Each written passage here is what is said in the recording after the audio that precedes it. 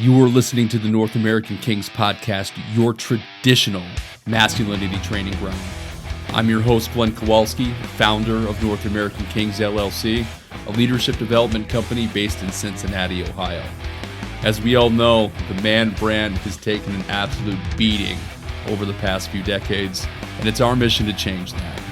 We're going to do that by helping you join the fight to reclaim traditional masculine values. Welcome to headquarters. Training starts now. Welcome back to the training ground, ladies and gentlemen. I'm your host, Glenn Kowalski. We've got a great show planned for you today, so let's get started. I want to give a shout out to our sponsor, Naked Armor Razors and Wet Shave Gear. We've talked about setting the right example for the younger generations often on this show, and a staple teaching experience that men have in particular is teaching boys how to shave. Teach your boys how to shave and appreciate a good quality one. I wasn't aware that straight razors were still used domestically until just a few years ago, much less how they provide the smoothest shave out there. Naked Armor Razors is committed to being your wet shave gear supplier for generations. Start that relationship off right by getting a set up with a Naked Armor straight razor kit. Show the boys in your life that there's another level of shaving out there. Right now, my listeners can enjoy a 15% discount on anything in the Naked Armor online store by using coupon code KINGS15 at checkout. Don't wait to enjoy the highest quality shave you'll ever give yourself. Go to nakedarmorrazors.com. So, first, I'd like to extend a belated Happy Father's Day to all of the men out there who are playing the role of father in the lives of the people around them. You being there, fulfilling this role, is a sacred duty that you should share and you should be extremely proud to fulfill. And as one of them, I want to thank you personally. So thank you, men and father figures out there, for what you do for all of us and for those around you. Secondly, I want to recognize a few men and put them on the pedestal. June 25th, 2021, a Senegalese migrant in the city of Bilbao, Spain, saves a 72-year-old man from drowning. Muhammad Fada Diouf, a 26-year-old man, jumped into the river Nevern after he witnessed the 72-year-old lose his balance and fall in. Now, actually, the unidentified 72-year-old, in fact, had lost consciousness before he actually collapsed and actually fell into the river. So that's what this guy was seeing. So Diouf is quoted as saying, "A lot of people were standing there and recording, and no one was able to help him. He was in a bad situation, so I decided to save him, to help him, because I know how to swim, and I knew that I could do it." Now, Diouf floated in the muddy river with this gentleman afloat for about 15 minutes until he was rescued by nearby boatmen. Now, the article also states that when Diouf starts to lose his strength, several other people jumped in to help in this situation. I mean, it's a crazy situation. So for seeing a situation and taking action where others failed, let's put this gentleman on the pedestal of manhood. And lastly, in this segment, for anyone with a drink in hand, please pour one out for a fallen brother. We have the story of Ryan Keith Cox of Virginia Beach, June 24th, 2021, an article from the Virginian Pilot. Man who saved colleagues from Virginia Beach shooter gets posthumous medal. Ryan Cox, a 50-year-old utilities account clerk, was one of 12 people killed in a mass shooting back in 2019. Now, Cox in particular was being honored because he directed 7 of his colleagues to barricade themselves in an office during this rampage. He refused pleas for him to join them as he went off in search of other people who needed direction, and he was killed during the action. We would not be here today if Keith had not forced us into that room and made us stay there. He gave his life so that all 7 of us women could have ours. Tara McGee, one of Cox's co-workers, told the newspaper after the shooting. For your sacrifice serving others, put this man on the pedestal, and may he rest in peace along with the other heroes and men of the ages. Ryan has earned that. Now, what do these men have in common? Among many things, I believe it's a sense of duty. Duty to others, and in these cases, but, the principle is, and it should be more broadly applied, right? Like lately, duty is something that's often forsaken with dire consequences, and worse yet, the act of forsaking one's duty is given in any of these given situations is actively being encouraged. Now, we're going to go through a few practical examples that you'll see in pop culture today and stuff that you'll see at home. Now, duty and the sense of duty that something, is something that's complex to define. And the reason for that is it's because of the dynamic nature of its inputs. We're going to explore that in some detail today. Moreover, we're going to discuss the consequences of forsaking one's duty because the two are closely intermixed. And it ties directly into our identity as men, which is actually really cool once you see it happen. So to start, the definition of a sense of duty that we will be working with today. Now, a sense of duty is the awareness of a moral obligation that one is compelled to fulfill. Okay, let's let that sink in for a second. Sense of duty is the awareness. So again, you're aware of this, of a moral obligation. So something that we must do, the moral good, or the moral good of a situation, that you, the one, are compelled to fulfill. Okay, now we're going to break this down. Now, a basic definition of duty from Millard Shoemaker from the Department of Religion at Queen's University at Kingston gives us a good idea in his 1979 article, Analysis and an Introduction to Ethical Concepts, Duty. I absolutely love this article because it breaks down several different avenues of duty and draws the consistent threads from these few. At this crossroads, from the article, quote, the three conceptions of duty to which I have called to attention share at least one characteristic. In each case, duty gains its force by being contrasted with inclination. Appeals to duty almost always involved an insistence that the action in question ought to be done regardless of the agent's inclinations, and a duty which could be ignored at will would be no duty at all. End quote. This addresses compulsion. I absolutely love this article. Again, go back to the 1970s for this, of course. But, this is where we get distilled wisdom without the modern junk in it. I love it. This addresses the compulsion piece. Duty is something that we feel, that compulsion that we mentioned in the very first definition. Right? We feel a compulsion to act, but can choose whether to do it or not. This contrast between compulsion and inclination is perfect because it addresses our real-world choice whether or not to fulfill ourselves. My argument is that to fulfill our masculine duties will lead us to happier and more beneficial life for us and to those that we interact with.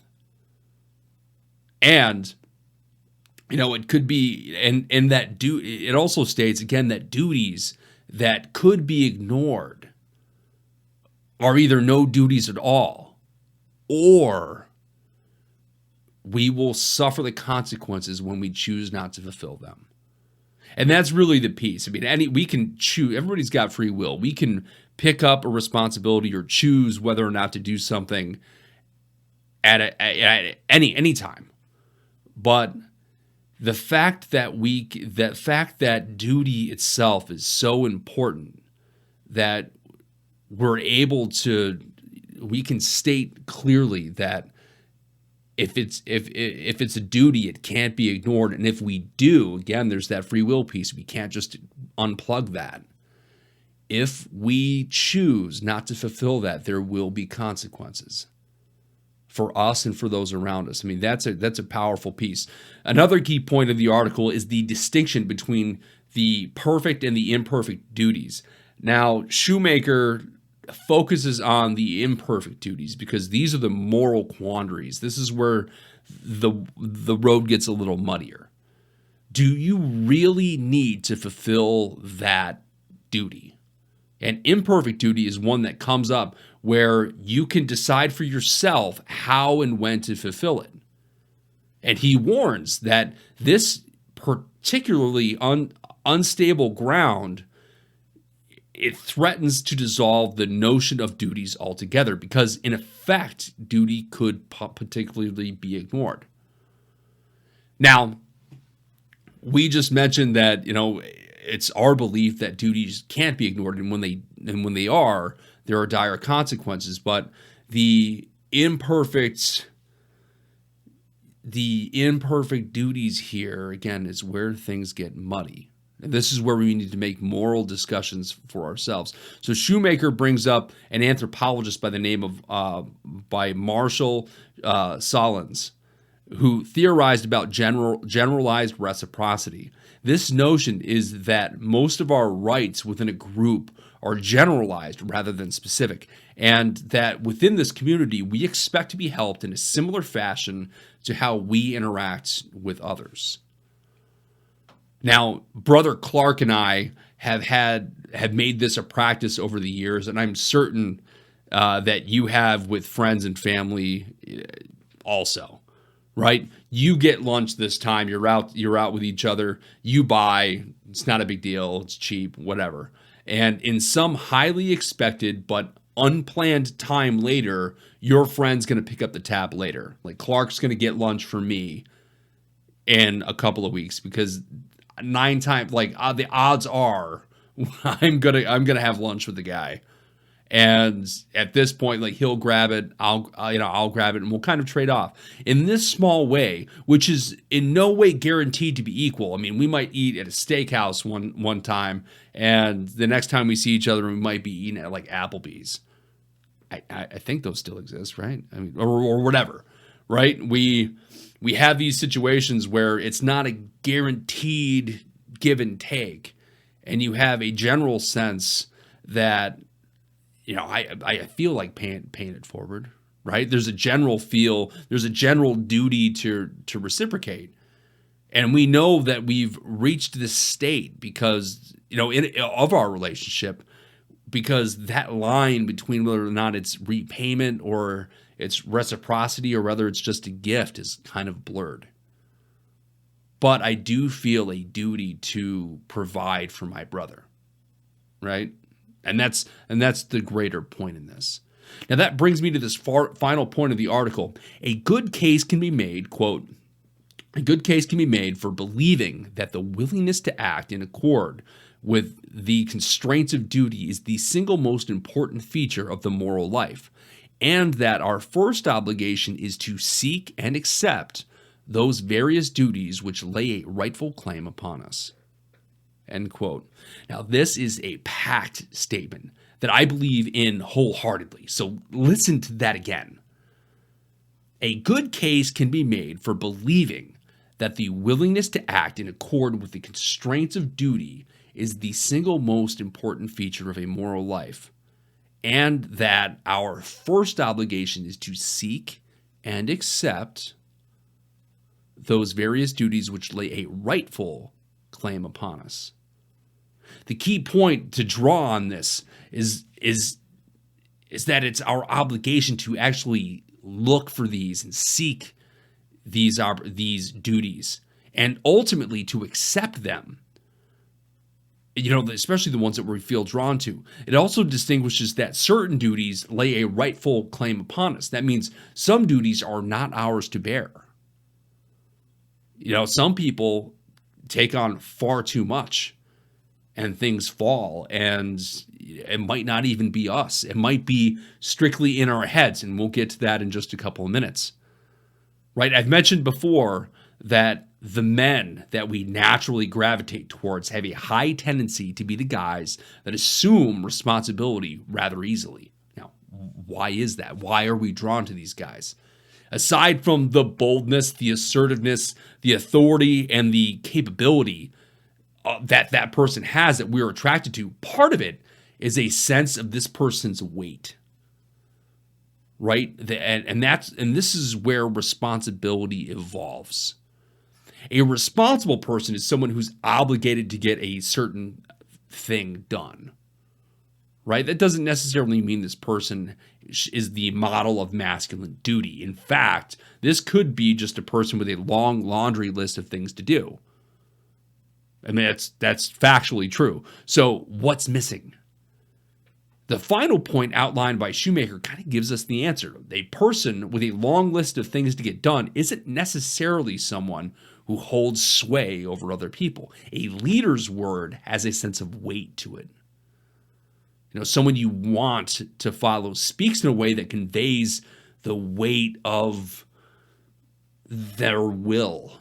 The weight they carry. It's not the weight that you must help with. It's the weight that they hold. And it's the weight of what? What are they carrying? What's that weight? It's the amount of duty this person has assumed. Right? And it makes a basic responsibility a duty. What does that?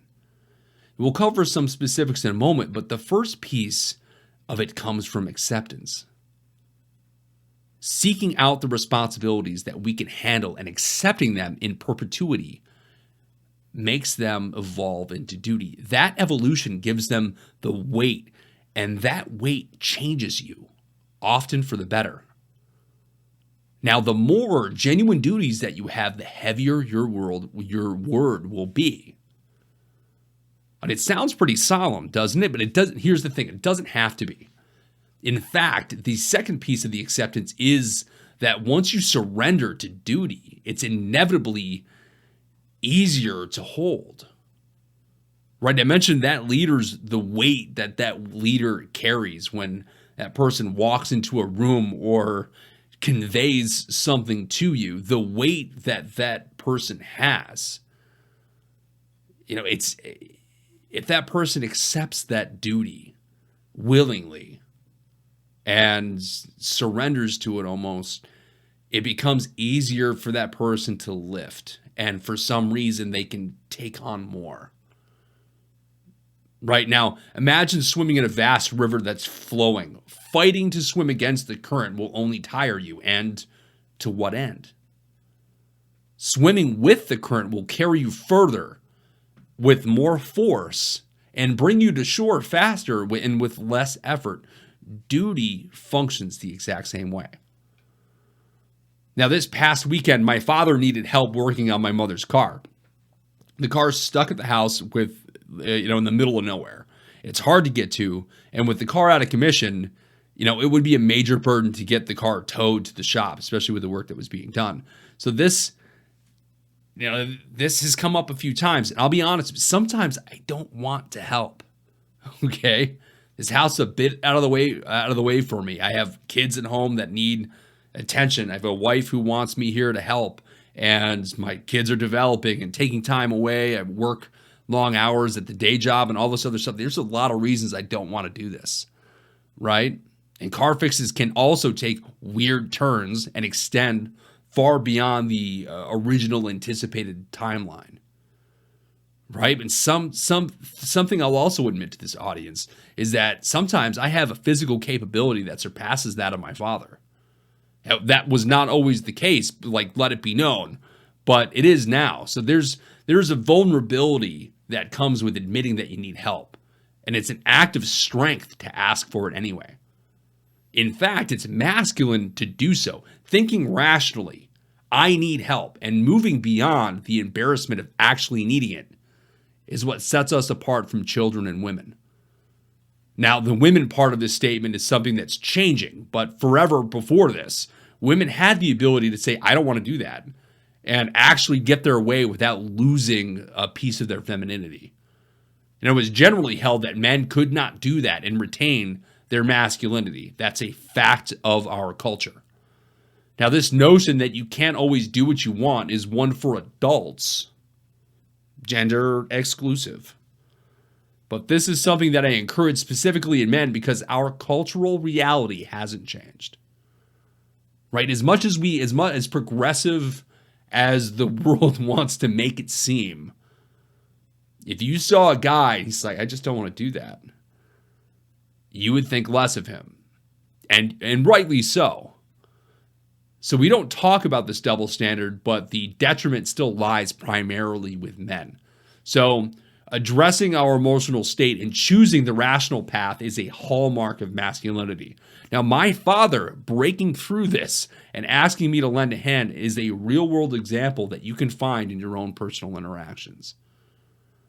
So my father felt bad for asking me, particularly of me. He knows the stuff that we've got going on. And the reason, might be that he's the king. And the fact that he needs help with something and actually needs it, not just like he would prefer it. He needs help. It's hard to admit. The problem with this is that he assumed that I didn't have a sense of duty towards him. Now, my father and my mother have both been nothing but supportive of me and mine. They've been a major source of strength for me personally. It's not a debt or obligation I feel towards them. There's gratitude underneath that, which makes duty easier to accept. Now, more importantly, to the growing family unit, and as I assume more and more responsibility for family affairs, my sense of duty towards this group has increased as well. I'm a father. I'm the sole breadwinner for my immediate family unit, a people manager at work, a mentor to kids in the neighborhood, and a general handyman who's asked to just come and fix things for people, some of which I don't know. In most of these arenas, the majority of the responsibilities that I have assumed have evolved into duties. My increased ability to provide for multiple households increases the compulsion of that duty. I feel more drawn to just do those things. And to this end, with a game-changing ability to help my father in this case, I didn't even hesitate. I didn't even clear it with my wife before agreeing to do this. Right? Because that sense of duty was so strong. Now, my wife gets me, and as soon as we did talk about it, it was settled. It's my job to serve those that I can help, particularly those who help me often. It goes back to this generalized reciprocity. To this end, particularly with parents, we are their vassals. Okay, let's think medieval almost. Okay, you've got your king, you've got your vassals, you've got your priests, you've got all these other positions that help in different faculties. I've described my father as the king of our family, and in a lot of ways, he really is. I'm an independent and capable vassal, his duke, in a sense. So when he calls for aid, like any bannerman of old, for all the aid and help and support that he's given, it is my duty to answer his call. And seeing things that way has made that easier to do. So at this point, I explained to my father, it's my job to help. I want to help. I feel fulfilled when I can help and do help. And it's also great to pay it forward to the guy who's made me the man that I am today, on this post-Father's Day episode. He was a little chagrined at this. He smiled in appreciation. It was almost like he failed to say he needed it, and that's absolutely not the case. What sort of son would I be if I knowingly refused to help my dad in this situation? Now, better yet, accepting this burden as morally right and necessary, I found it's easier to accept these situations when they come up unexpectedly. It's just kind of like, it kind of hits you like, oh, I have to, this came up. Well, it's my job. It's no one else can do this. It's my duty. Okay. It makes that weight easier to hold. Moreover, I feel the fulfillment in heeding that call, and you can too once you find the duties that you can hold. In a second great article by Chris Freudner, Theodore Schall, and Douglas Hill, titled Parental Personal Sense of Duty as a Foundation of Pediatric Medical Decision-Making, the authors discuss how duty interacts with personal decision-making, focusing on the medical field. Now, this study that they've done, they've studied parents whose kids all had serious and life-threatening illnesses. It got and it's got a great breakdown for how a sense of personal duty or parental duty, and for our purposes, a sense of duty overall, it's got a great breakdown of how that's formed. From the article, quote, individuals have well-developed roles that are central to their identities, such as professional role, spouse role, and parent role, and serve as a source of meaning, purpose, and structure. These roles are operationalized in day-to-day life by specific rules and duties. For parents, the role of parent, quote unquote, comes preloaded with social convention, with a set of responsibilities and duties such as meeting basic needs, providing safety, keeping the child healthy and free of harm, and assisting with development, end quote. So this gives us some structure. Duties are formed half by us, and then there's a societal factor that kicks in and adds dimension. The ideas formed by us ourselves is what we will focus on with regards to masculinity, because some of the stuff we've already discussed with regards to society, but the things that we can choose, that's the stuff that I focus on as a matter of business. And the reason I do that is because we get to choose. And I'm hoping you choose this one because it's proven to be a benefit. So, take fatherhood, for example. Now, what are fathers expected to do? And moreover, what are we expected to be? Provide it is our first basic cardinal responsibility, but I'm meant to provide. That's my job. Protect our family from dangers. Scare away monsters from under the bed, in the closets, in the basement, right? Like, I didn't make these things up. Like, now, my question is, why did my kids think this? Especially if they weren't taught this. I didn't say that was my responsibility. Right? And they learned that I could fix things, but the protection stuff just kind of happened. And of course, I leaned into it, so I accepted that, going back to our original piece. Now, here's the thought, and I want to think about this like more broadly, but could it be that the sense of duty I'm feeling here isn't created by society, but rather it's a sense that I need to live up to the expectations thrust upon me by my own children? Do children create parental duties? Just by their very nature. So by the very nature as their father, and the natural development of their needs, did that force this duty to exist once I accepted it? That's a weird thought, because now we're getting to the realm of this duty existed purely. This wasn't a social construct, and it was something I decided. This duty itself, it might be a pure duty, exists naturally in nature, and we accept it or reject it just by the very nature of us breeding. That's a weird thing.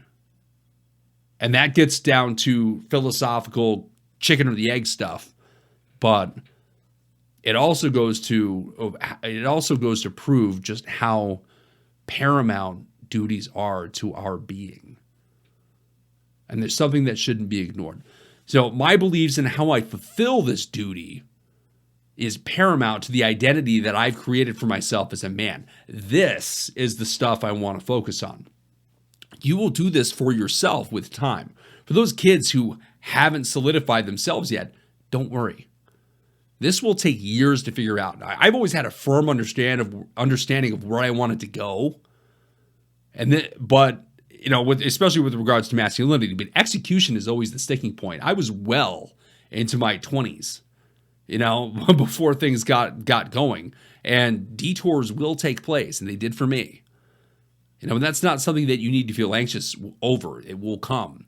And I encourage you to practice accepting duties and adhere to the structures of masculinity that I'm selling, because it will ultimately lead you down a beneficial path. I am walking it now. I can tell you this path is worth it. Now, a sense of duty cycles with two other sets of principles, sets of responsibilities, and operational rules of engagement. This functions as a core of our decision-making operating system. Like once we continue to do this, we build upon it. So over repeating situations where we do this process, where we evaluate the situation, structure the problem through paradigms that we understand, weighing options, planning and executing, and we begin to form our patterns and reinforce them with our senses of duty.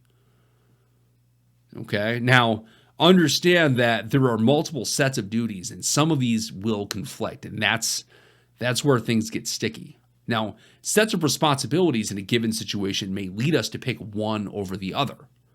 Operational rules of engagement can help with this and kind of help us figure it out. But, your personal goals and mine too, all have a say in how this plays out. Now, what's more important, my duty to my employees or to my family?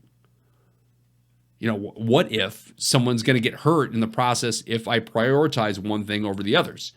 These things, have to be taken into account. These factors take very stark, and very key positions on the scales of our thoughts.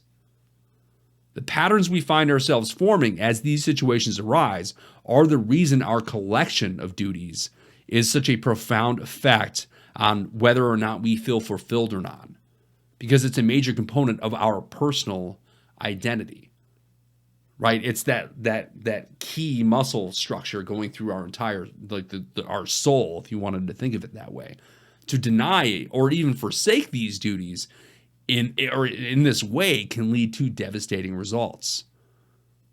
Back to the original article, if it can be let go completely if it can be let go and forsaken consequence free, it wasn't a duty to begin with. So in the article, they state, when individuals fall short of their desired self-identity, they experience depression and anxiety. That's the entire point of North American Kings LLC, to help people realize that they may be missing in life what they may be missing in life with regards to their masculinity. And without embracing it, this same depression and anxiety can become and does become common. Now, we can see this happening in the real world. The most profound example that I can show you with regards to this is Prince Harry and his wife Meghan, the Duke and Duchess of Sussex, England. Now, I don't get too much into this, but we've all seen in the past year once, Prince Harry of England and his downfall, with his wife, the American actress Meghan Markle.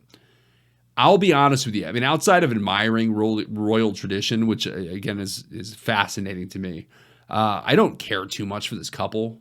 Again, they don't occupy too much of my thought outside of writing articles like this and this show. But outside of thinking that Mrs. Sussex was hot during her times in Suits, and she's gorgeous, I can't say that they've occupied too much of my time. What I do want to point out is this obvious problem with a sense of duty. At face value, this situation with this couple leaving the royal family and moving to Canada and then America, at face value, it looks like this couple's troubles started with Harry and in no way were helped by Meghan. Okay? Now, what can I mean? Let's not forget, Harry has always been somewhat of a party guy. He was even reprimanded by the Queen, Queen Elizabeth, for doing so.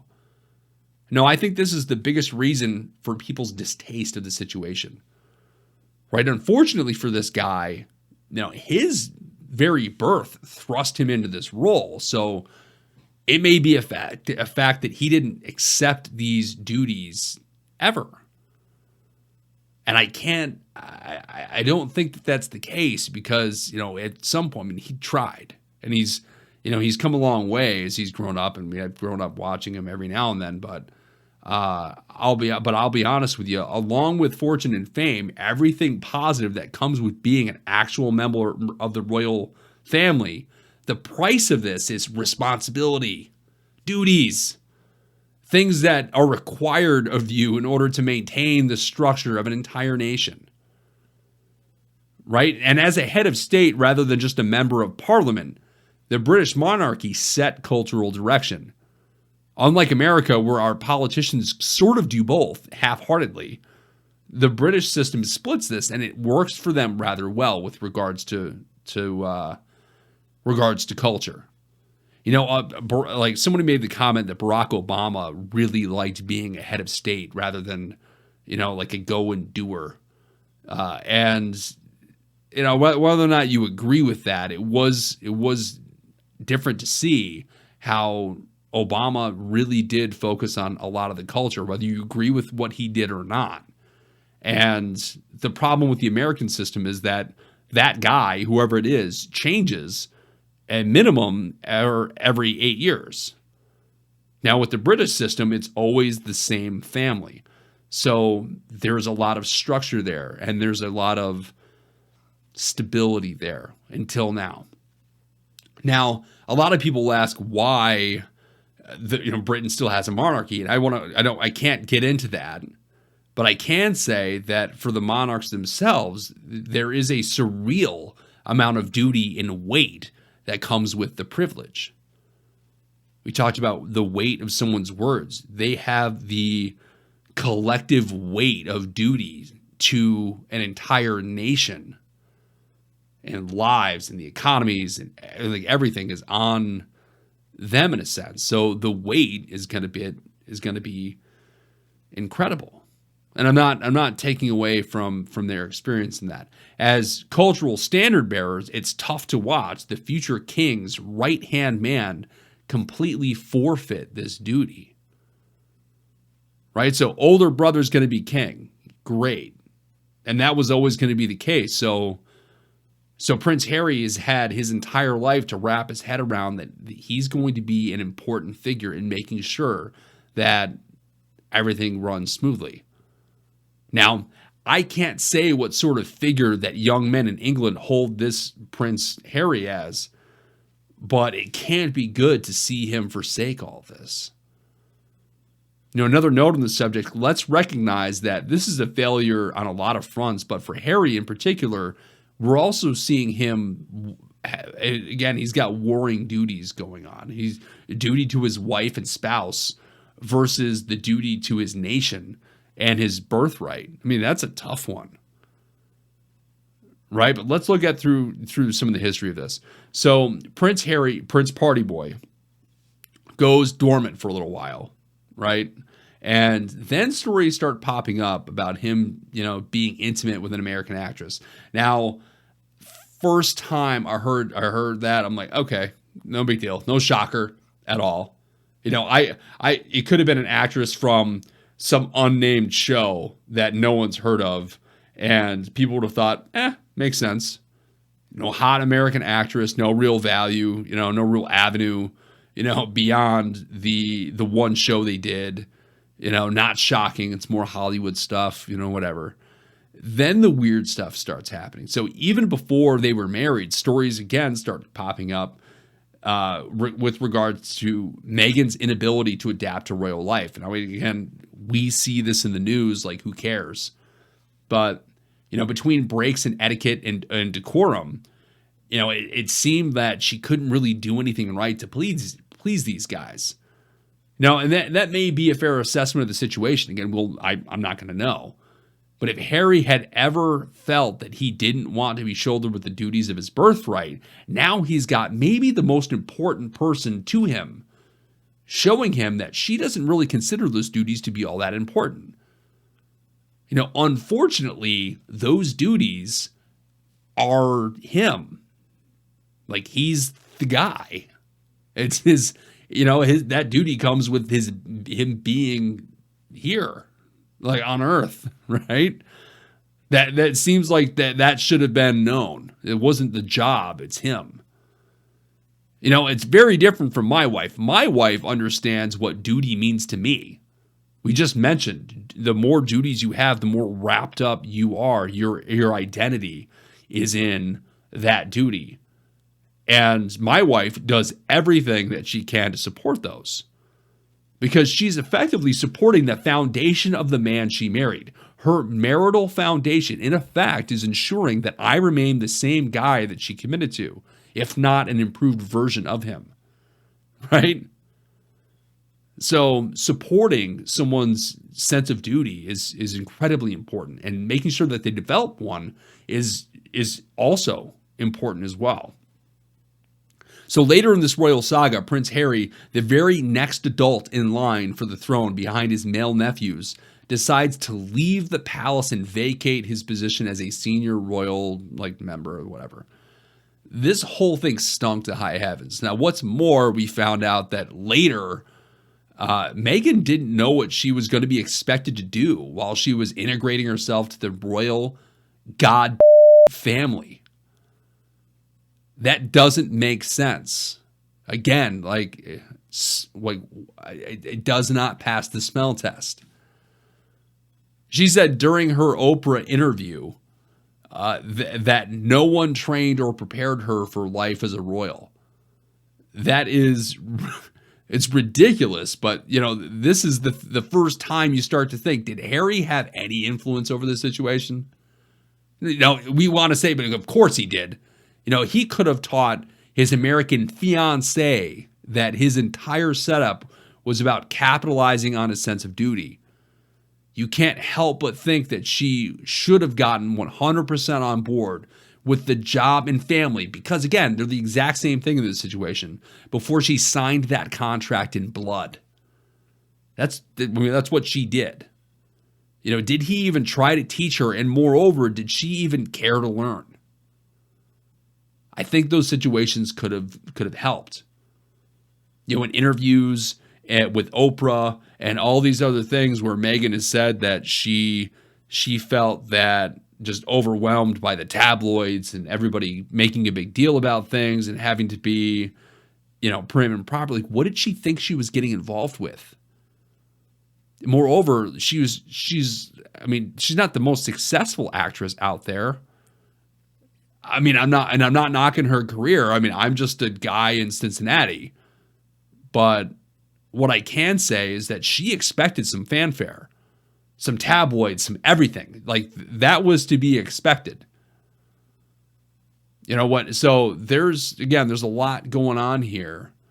And just from the stuff that we can analyze, there's a lot to break down. But the fact that they're forfeiting their duties is a crazy way to react to that. Now, that's the point that's the thing I'd like to point out. Beyond any of the weird stuff that has circulated around the family in the past 20 years, Harry should be no stranger to a sense of duty. Even more so, he should have been able to convey this in extremely understandable terms during the course of his budding relationship with his now wife. Now, being a member of the royal family wasn't going to be a free ride. It never was. It's hard to see how Harry didn't understand this. I can't believe that he didn't. This leaves us to believe that it's his wife that's making this happen. Now we are seeing on a global scale what a failure to accept one's duties can look like. You've got Harry, who's denounced his entire family over the course of this process, and you've got his actress wife, who has done nothing but try to capitalize on this situation or capitalize on the name that she was given, since the beginning. Now, again, I'm not on my soapbox against, this woman. I agree with her. Anything you have to do in order to provide for your kids should be considered. So the fact that she's capitalizing on this situation, fine, I get it. I'm not knocking that. Unfortunately, it seems like she's the one making these decisions, not her husband. And it seems just as much, he seems just as much along for the ride as the rest of the cast of this tragedy. We can see it every time he takes a picture of him and he's walking and he's talking about this. However, we, the general public, can smell this. We can this smells of deception from miles away, even through a TV screen. Meghan and Harry have had no real plan since this entire thing dropped. You can see that during this interview that Harry did with Oprah, that he can't believe he's there either. I mean, he's just looking at the camera like, I guess I'm doing this. Regardless of the interviewer, I mean, it's Oprah or whoever else, whoever set it up, his wife. I mean, you can see the shame that he's feeling by being trotted around on stage, for your wife to kind of point like, look at him. He left everything for me. Very masculine. And I guess that's the gross point of this whole thing. We're seeing this guy's downfall happen in slow motion. It's like watching a car wreck. It's got to be extremely emasculating for him. And I'm saying this not to pile on, but I'm hoping that you guys see this and feels maybe some empathy and try to avoid these pitfalls later. Okay? He's going to be, he was going to be the provider. I mean, think about that situation. He was going to be the provider almost until they were married. And then he started to get a sense that Megan wanted out. Right? Like the things that didn't make sense should have made sense. That being a member of one of the longest standing monarchies wasn't going to be worth the extra effort to this woman. It's almost the wedding day, and you think, Harry, like, what's he got to be thinking? Is this woman worth it? Should she be? She doesn't seem happy with the foundation piece of who I am.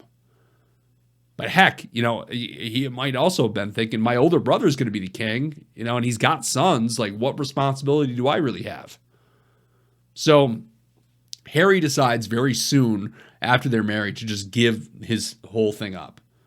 He quit a job he was born into. Now, unfortunately, it seems like the job stuff is the stuff that they didn't want to give up. Like, they're angry that daddy's not paying the bills anymore. That actually happened. That's an article from this week. They were mad that they were actually cut off when they were cut off. Like, when you quit your job, like, what do you expect? Now they're living in an LA home it's actually one of Tyler Perry's houses with a security team paid for by Perry. And all the income that they're bringing in is at Meghan's direction. So again, Prince Harry is just kind of along for the ride, trying to keep this black hole of a woman happy. It doesn't seem like it's going to end well. Like, it doesn't seem like she's ever going to be satisfied. And for the prince's sake, I hope that he's preparing himself. He's going to feel the brunt of this situation, this disconnection from what he could have been to what he sees himself as, from what he actually is. The animosity that will inevitably come from this will not end well. It's not going to be pretty.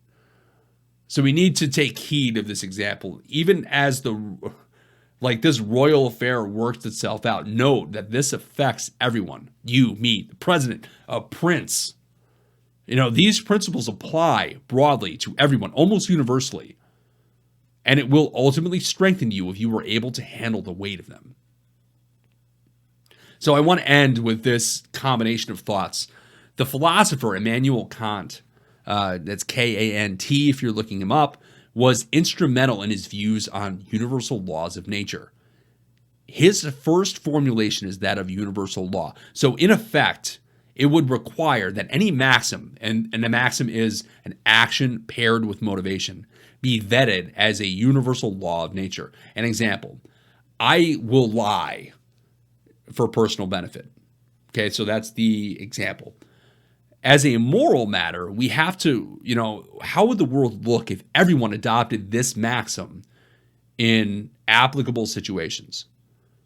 I don't think things would go well if everybody lied to their personal benefit always.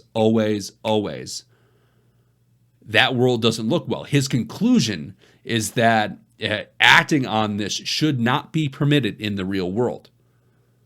So when I was going through basic philosophy classes, this example got brought up. So if Immanuel Kant were on a boat with a bunch of people, a bunch of Jews during World War II, they were trying to get out of Germany. German soldiers catch them on this boat somehow, and the person asked, like one of the officers asked Immanuel, "Hey, are there any Jews in this boat?" He would say he would not lie. Now, this is to me, it's almost an extremely rigid moral view, but we can apply this justification, this litmus test, to our theory today about duty. If everyone could and would forsake their duties when it didn't suit them, what would that world look like? Is that a world you'd like to live in? But more to the point, if everyone treated their duties as a sacred part of their identities, of their soul, and if everything they could and would do everything in their power in order to fulfill them, what would that world look like? And I'll tell you what, I'd rather live there. Now, the second thing the second part of this combination of thoughts, there's the principle of the second person and the power of that second person. This is a theory of social dynamics. So attached to this show's episode description, there's a link to an article about this. And in it, there's a video of this one dude who's dancing. Okay, he's one man and there's nothing seems to be happening. Then something clicks and another man joins him. After a minute, another joins, and then 3, and then dozens. This principle shows us that it's not the first person that makes the biggest difference, that makes anything happen. It's the second. One guy saying or showcasing something isn't going to change anything. The first person to get up and dance with him turns this from a tragic scene on TikTok into an actual dance party. All right? And I'm encouraging you to be the second man. That's our show, ladies and gentlemen. I'm Glenn Kowalski. Thank you very much for tuning in. If you liked this episode, please follow and subscribe for free.